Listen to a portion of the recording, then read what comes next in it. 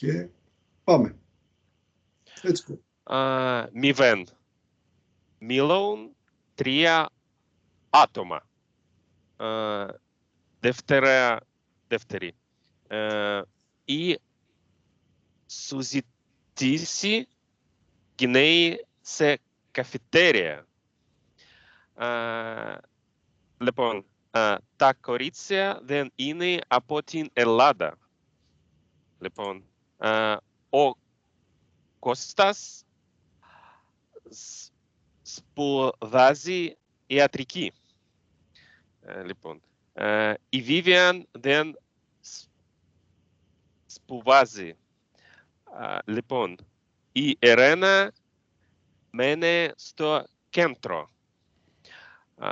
Λοιπόν, ο Κώστας μείνει μακριά από τα κορίτσια. Λοιπόν, ο Κώστας μείνει στο κέντρο με τους γονείς του. Πολύ ωραία. Μπράβο.